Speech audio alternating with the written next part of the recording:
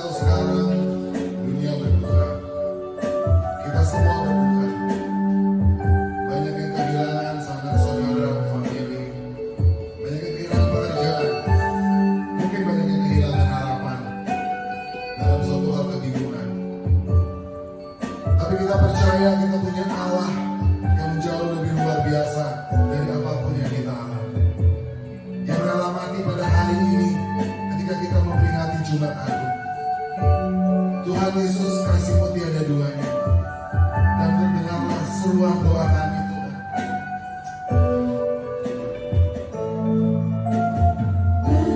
Hampirlah dengar doaku, Yesus penebus. Orang lain kau hampiri,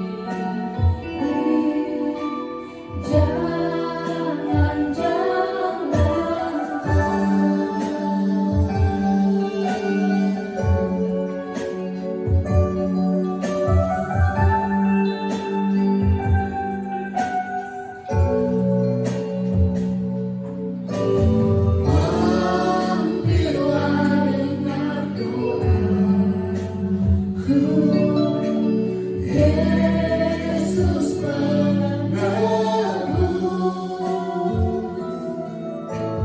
Orang lain kau hampiri,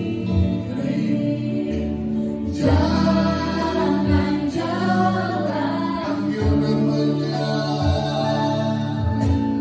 Yesus Tuhan, dengar doaku. orang lain. Orang lain kau hampiri, jangan jalan. Yesus Tuhan,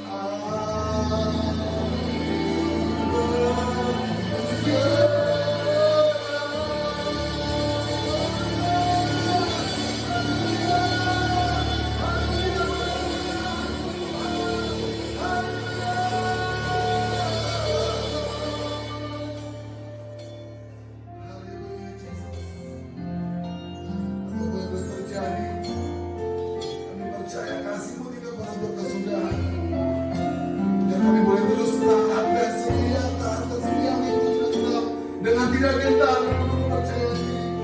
Kami percaya Tuhan lebih dari semuanya. Tuhan tolong kami, Tuhan tolong bangsa kami, Tuhan tolong semua manusia di muka bumi ini. Haleluya, haleluya. Kini aku percaya.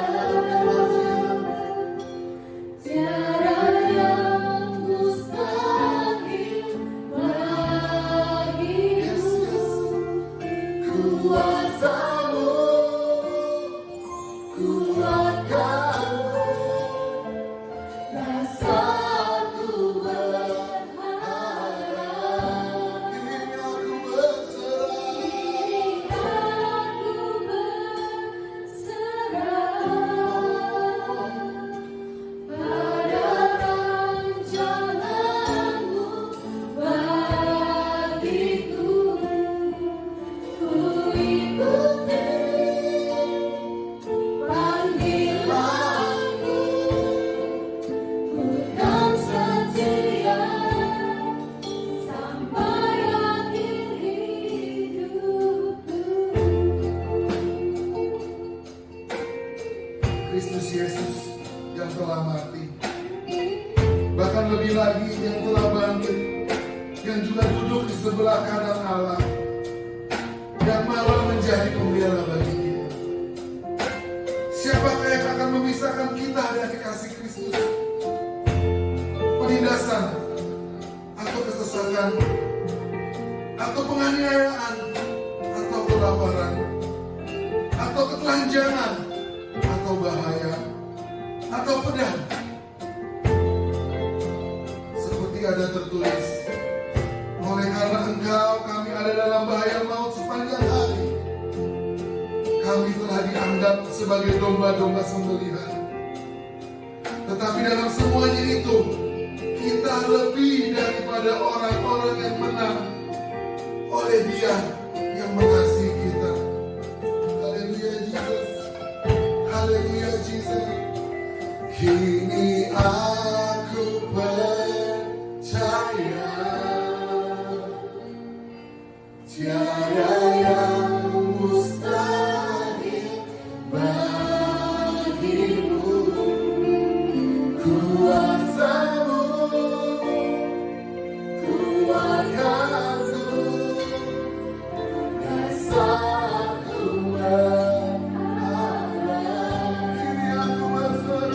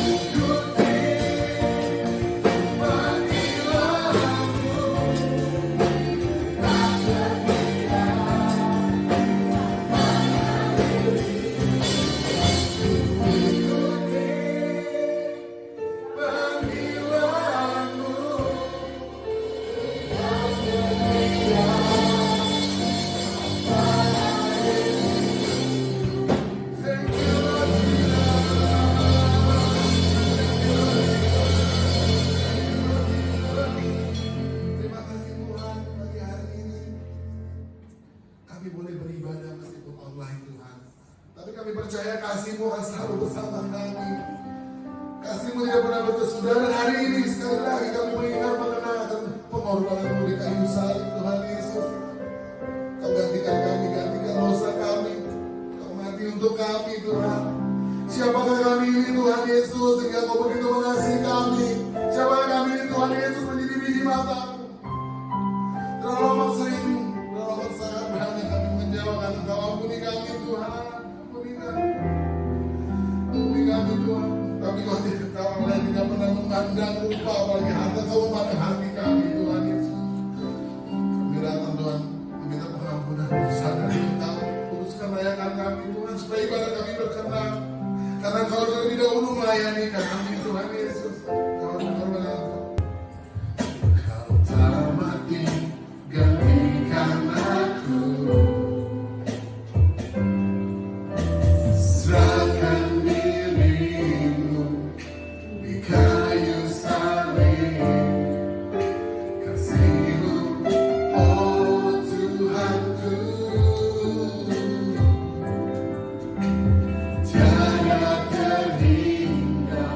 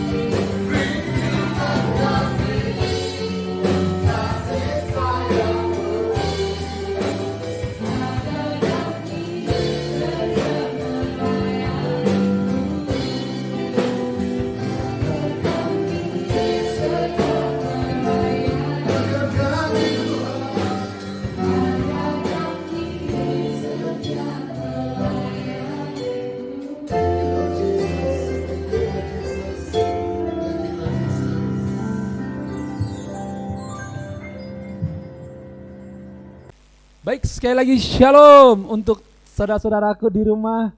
Gimana kabarnya hari ini?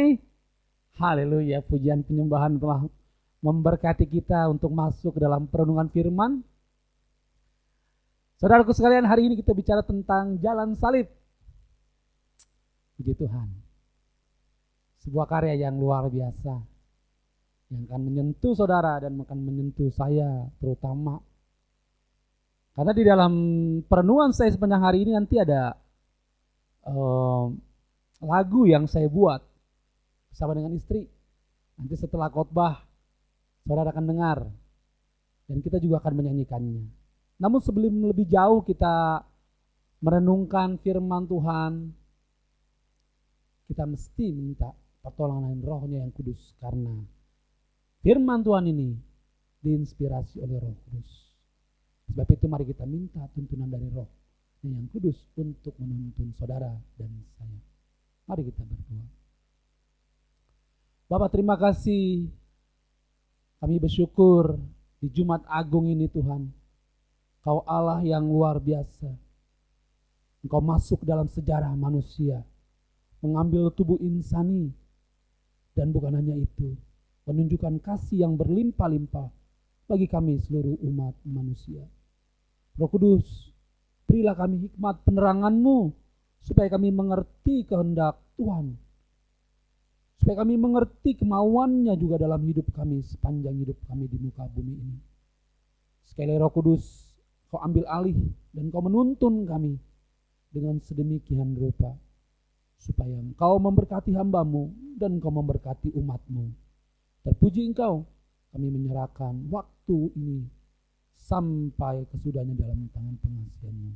Dalam Kristus Yesus kami berdoa. Haleluya. Amin. Amin. Sekali lagi, shalom saudaraku sekalian. Puji nama Tuhan. Saudara, semestinya hari ini kita sangat bersuka cita. Karena kalau tidak ada sejarah Kristus masuk ke dalam dunia ini, tidak mungkin kita bisa berdamai sejahtera, mengalami damai sejahtera dan bersuka cita. Hari ini kita akan bicara tentang jalan salib.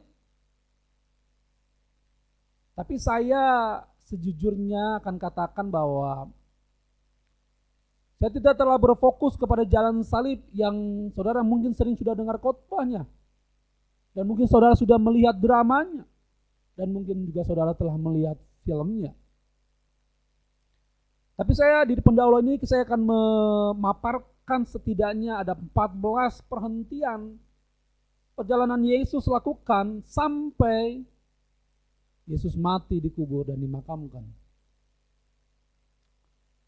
Oleh sebab itu mari kita buka dulu firman Tuhan yang kita bahas dari Efesus pasal 2 ayat yang ke-11 sampai dengan yang ke-22. Saya ulangi. Firman Tuhan yang akan kita renungkan pagi sampai siang nanti ialah dari Efesus pasal 2 ayat yang ke-11 sampai dengan yang ke-22. Demikian firman Tuhan. Karena itu ingatlah bahwa dahulu kamu sebagai orang-orang bukan Yahudi menurut daging yang disebut orang-orang yang tak bersunat oleh mereka yang menamakan dirinya sunat, yaitu sunat lahiriah yang dikerjakan oleh tangan manusia. Bahwa waktu itu kamu tanpa Kristus, tidak termasuk kewarganegaraan Israel, dan tidak mendapat bagian dalam ketentuan-ketentuan yang dijanjikan, tanpa pengharapan dan tanpa Tuhan di dalam dunia. Tetapi sekarang di dalam Kristus Yesus, kamu yang dulu jauh sudah menjadi dekat oleh darah Kristus. Karena dialah damai sejahtera kita yang telah mempersatukan kedua pihak dan yang telah merubuhkan tembok pemisah, yaitu perseteruan. Ayat yang ke-15. Sebab dengan matinya sebagai manusia, ia telah membatalkan hukum Taurat dengan segala perintahnya dan ketentuannya untuk menciptakan keduanya menjadi satu manusia baru di dalam dirinya. Dan dengan, maaf saudaraku, dan dirinya, dan dengan mengadakan damai sejahtera dalam satu tubuh dengan Allah oleh salib, dengan melenyapkan perseteruan pada salib itu. Ia datang dan memberitakan damai sejahtera kepada kamu yang jauh dan damai sejahtera kepada mereka yang dekat. Karena oleh Dia kita kedua pihak dalam satu roh beroleh jalan masuk kepada Bapa. Demikianlah kamu bukan lagi orang asing dan pendatang, melainkan kawan sewarga dari orang-orang kudus dan anggota-anggota keluarga Tuhan, yang dibangun di atas dasar para rasul dan para nabi, dengan Kristus Yesus sebagai batu penjuru. Di dalam Dia tumbuh seluruh bangunan, rapi tersusun menjadi bait Tuhan yang kudus di dalam Tuhan. Di dalam Dia kamu juga turut dibangun menjadi tempat kediaman Tuhan di dalam roh. Sedemikian firman Tuhan. Efesus pasal 2 ayat yang ke-11 sampai dengan yang ke-22. Saudaraku sekalian, saya ingin menggarisbawahi bahwa perenungan hari ini berawal dari perjalanan salib yang akan saya paparkan dalam 14 perhentian. Perjalanan salib, kisah balik sejarah penyalipan, maksud saya sejarah itu adalah historical.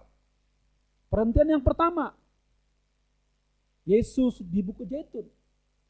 Lukas pasal 22, 39 sampai 46.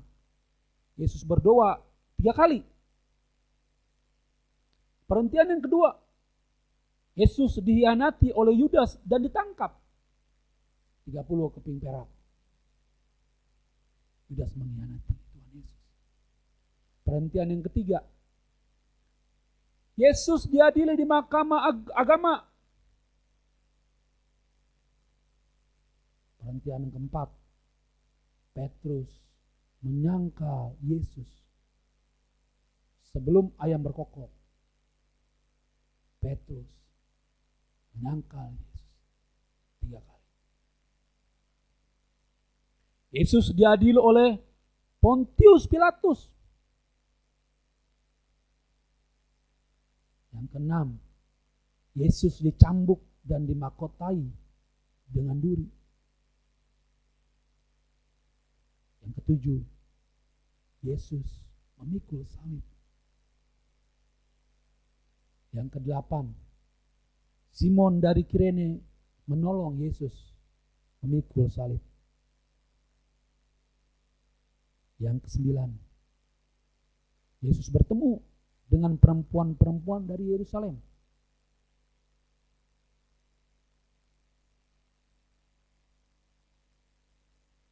Yang ke-10, Yesus disalibkan.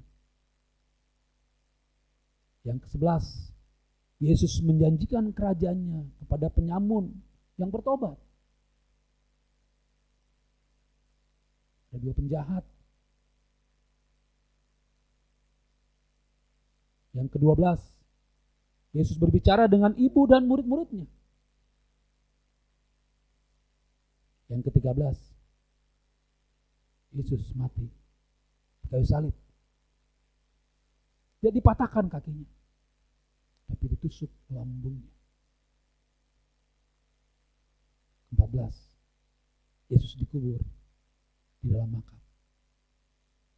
Itu rangkaian sejarah yang tidak pernah akan terulang lagi di muka bumi ini, dan tidak pernah akan ada lagi sampai kekekalan nanti.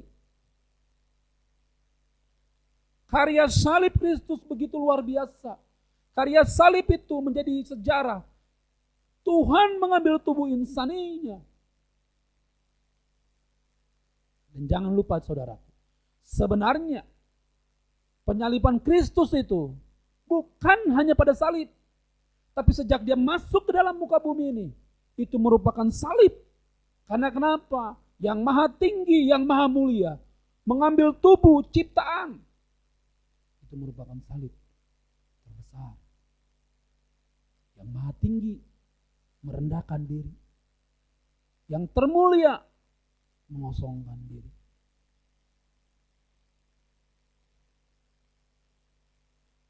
Perenungan ini akan membawa kita pada pemahaman betapa dalamnya kasih Tuhan kepada kita.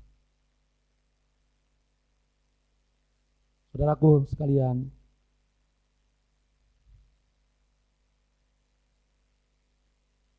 kita sangat mengasihi Tuhan tentunya. Kita sangat mencintai Tuhan tentunya. Oleh sebab itu, saya ingin kita merenungkan dari seorang rasul yang telah mengalami pengalaman supranatural dengan Tuhan Yesus. Dan dalam tulisannya Efesus pasal 2 ayat yang ke-11 sampai dengan yang ke-22. Setidaknya saudaraku, saya mencatat ada 5 poin yang menjadi perenungan untuk kita semua. Apa saja itu? Yang pertama, jalan salib membawa kita dekat dengan Tuhan.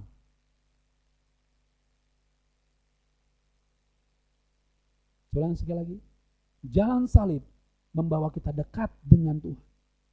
Tuhan yang dulu jauh bagi orang-orang tertentu, tapi sekarang telah menjadi dekat dan ada dia hanya sejauh doa. Kita tidak perlu berteriak-teriak terus menerus, tapi kita hanya bilang Tuhan Yesus, dia ada.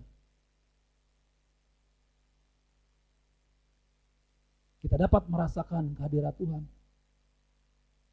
Dan dia siap memberikan damai sejahtera kepada kita. Teks ayat 13 sampai dengan 17 jelas mengatakan demikian.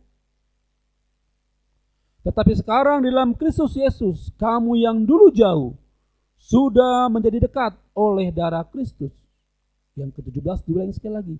Ia datang dan memberitakan damai sejahtera kepada kamu yang jauh dan damai sejahtera kepada mereka yang dekat.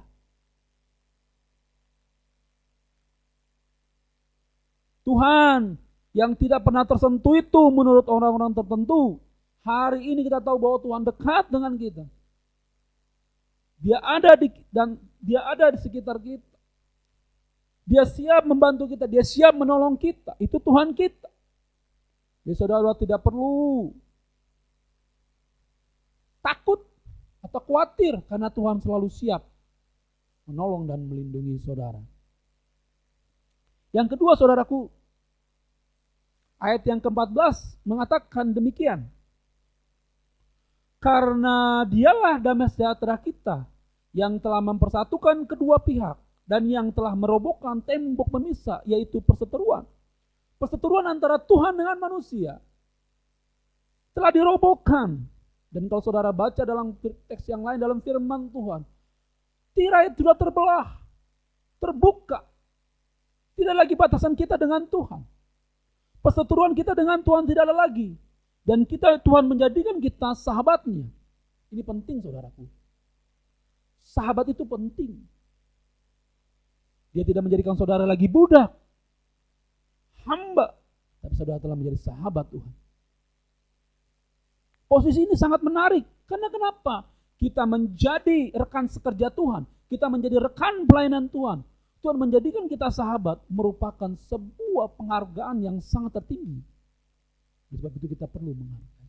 Jalan salib adalah membuat saudara tidak mengalami perseteruan lagi dengan Allah. Yang ketiga, ayat yang ke-18 katakan demikian. Demikianlah kamu bukan lagi orang asing dan pendatang, melainkan kawan sewarga dari orang-orang kudus dan anggota-anggota kerajaan Tuhan. Siapakah saudara dan saya? Sehingga saudara menjadi bagian dalam kerajaan Tuhan. Kerajaan yang tidak bisa dilihat lagi dibandingkan dengan kerajaan yang ada di dunia ini. Saudara boleh cari kerajaan yang termegah seluruh penjuru kolong langit ini. Tidak sedikit pun bisa sebanding dengan kerajaan Tuhan. Dan kalau saudara menjadi anggota kerajaan Tuhan, itu merupakan suatu anugerah luar biasa yang mesti kita hargai dan syukuri.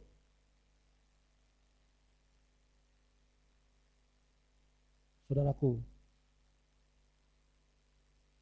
ini luar biasa. Dan bukan hanya itu, ini merupakan suatu sukacita yang tak ternilai harganya lagi. Dengan apa yang telah dikerjakan Kristus, kita menjadi bagian dalam kerajaan Tuhan, ini penting. Tapi yang tidak kalah menarik juga saudaraku, ayat 18 juga ingin mengatakan, karena oleh Dia kita kedua pihak dalam satu roh beroleh jalan masuk kepada Bapa.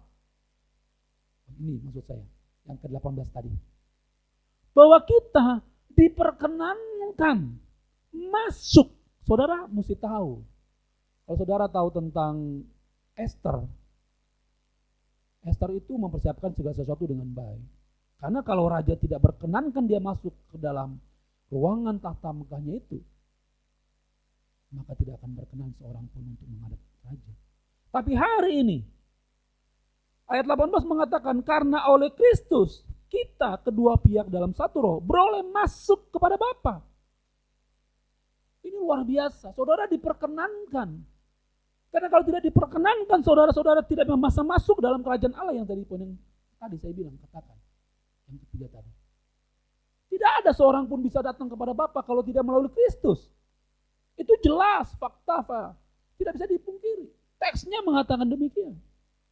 Walaupun perbuatan baik saudara, walaupun kecerdasan saudara, walaupun kepintaran saudara, walaupun amal saudara, tidak akan pernah bisa menyampai kepada Bapa. Karena ukur kita akan gagal saudara. Yang kelima, yang terakhir.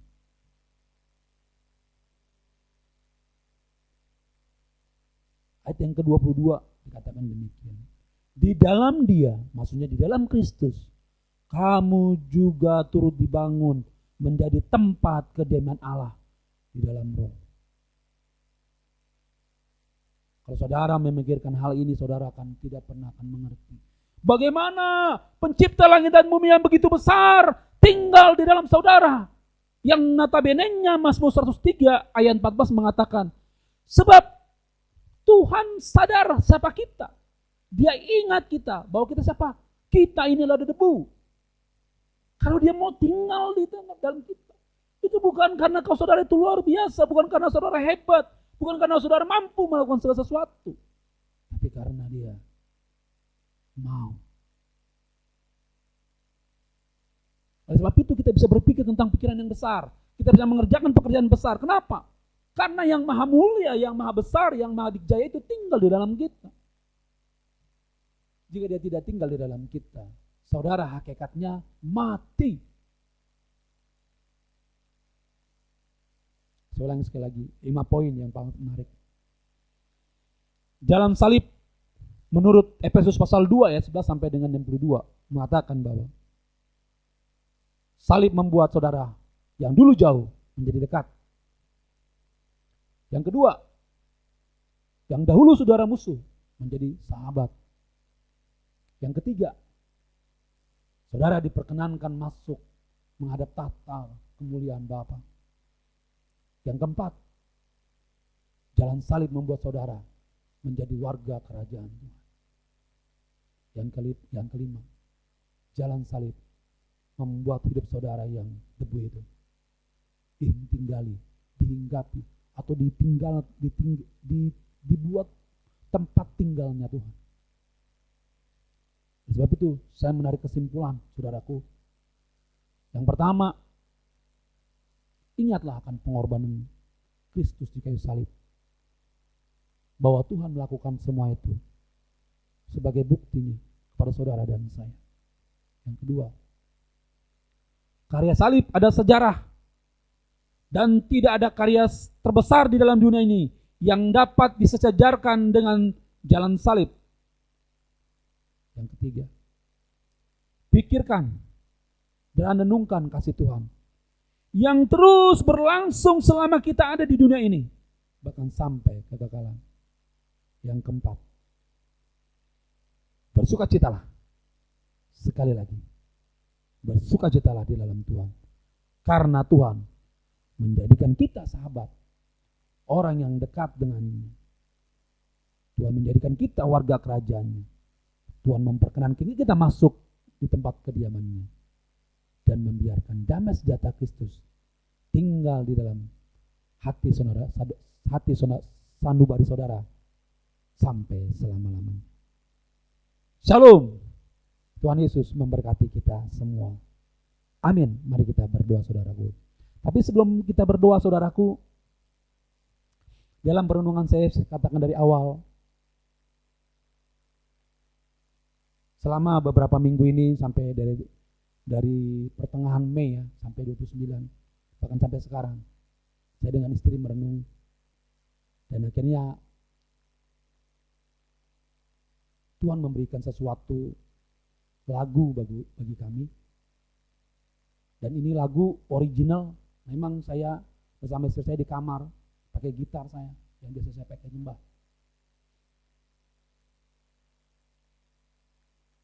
Saudara boleh merasakan bagaimana Tuhan mengasihi, mencintai, dan Tuhan adalah segala-galanya bagi kita. Silakan saudaraku, simak lagu ini sekitar 2 menit. Setelah itu baru kita akan menyanyi bersama-sama. Tuhan Yesus memberkati.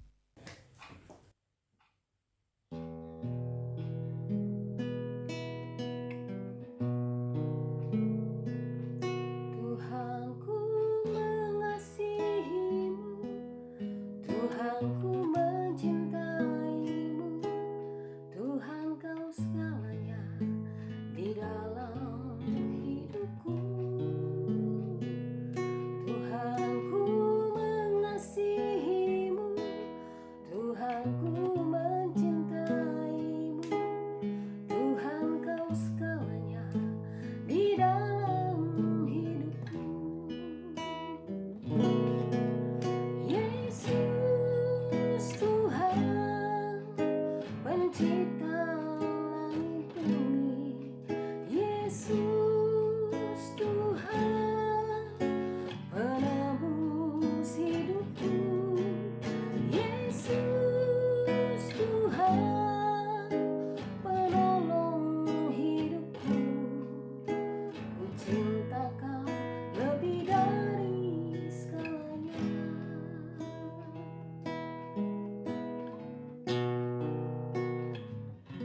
Tuhanku mengasihimu, Tuhanku mencintaimu, Tuhan kau segalanya di dalam hidupku. Tuhanku mengasihimu, Tuhanku mencintaimu, Tuhan kau segalanya di dalam hidupku. Yesus Tuhan, pencipta langit bumi.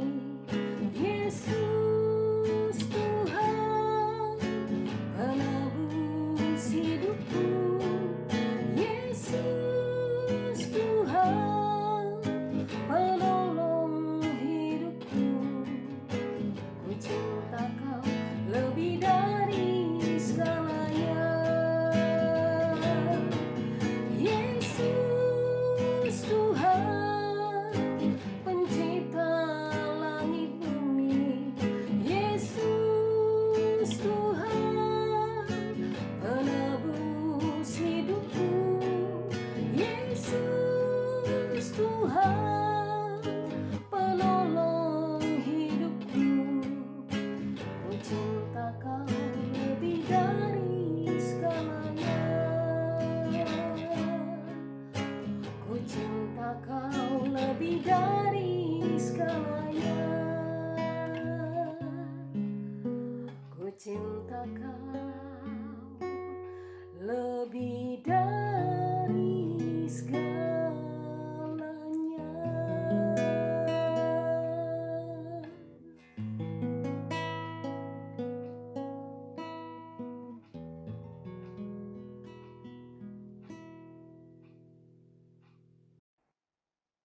Kalau sampai hari ini kita bertahan di tengah banyaknya saudara kita yang meninggal, saya tidak sama sekali memperbandingkan saya dengan mereka karena usia Tuhan yang menentukan.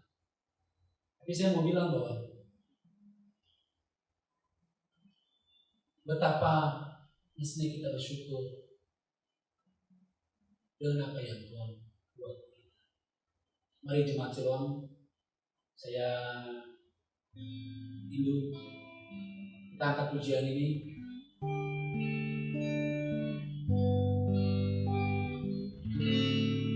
Tuhan ku mengasihimu, Tuhan ku mencintaimu, Tuhan kau segalanya di dalam hidupku. Tuhan ku mengasihimu, Tuhan ku mencintaimu, Tuhan kau segalanya di dalam hidupku.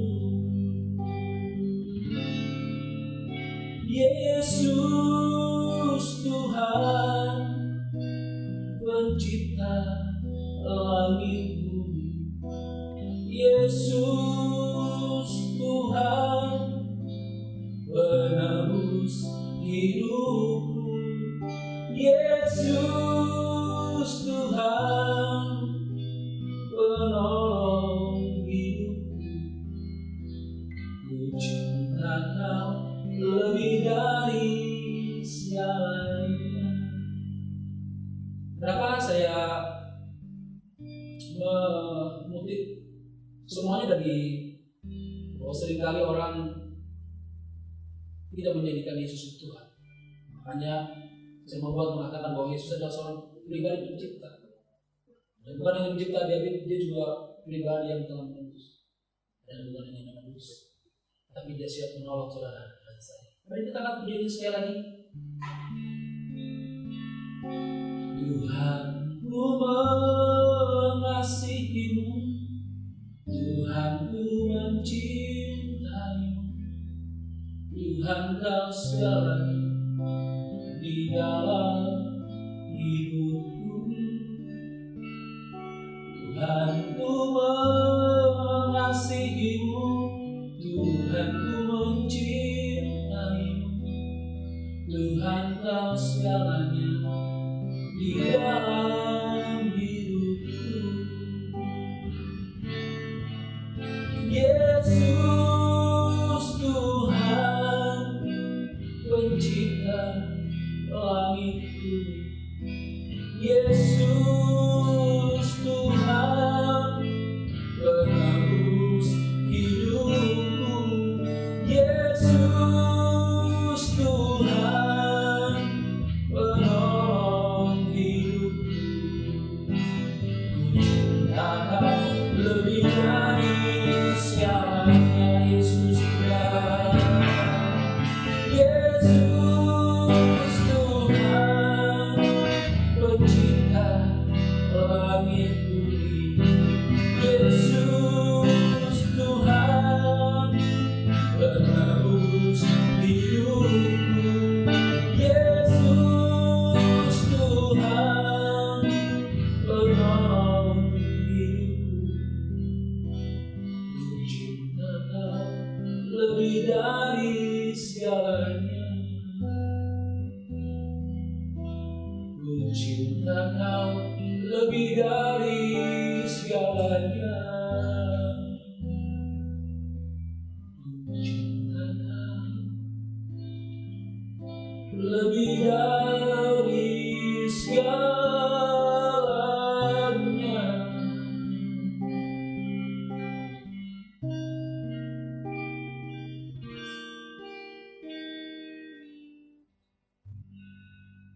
Mari kita berdoa. Tuhan, Siloam sangat mengasihimu, Siloam sangat mencintai. Kaulah segalanya bagi kami. Tuntunlah gereja-Mu Bapa, supaya apa yang kami lakukan sesuai dengan kehendak. Kami berdoa penyertaan Tuhan sempurna atas kami. Kami meminta berikan kami kesempatan hidup terus, dan kami bisa melewati COVID-19 ini Bapak. Dan biarlah kami bisa bertemu lagi muka dengan muka dalam gerejamu Siloam, dan kami bisa sama-sama saling memberkati. Terima kasih Tuhan. Akhirnya kami bersyukur untuk segala kebaikan. Haleluya. Sebab itu saudaraku, angkatlah kedua tanganmu dan terimalah berkat Tuhan. Tuhan memberkati engkau. Tuhan Yesus Kristus yang mengasihi serta Roh-Nya yang kudus yang menyertai saudara dari sekarang sampai selama-lamanya. Dalam nama Tuhan Yesus kami berdoa. Amin. Selamat. Tuhan Yesus memberkati kita semua. Yesus Tuhan, pencipta langit bumi. Yesus Tuhan, penebus hidupku. Yesus Tuhan, penolong hidupku. Ku cinta Kau lebih dari segalanya. Ku cinta Kau lebih dari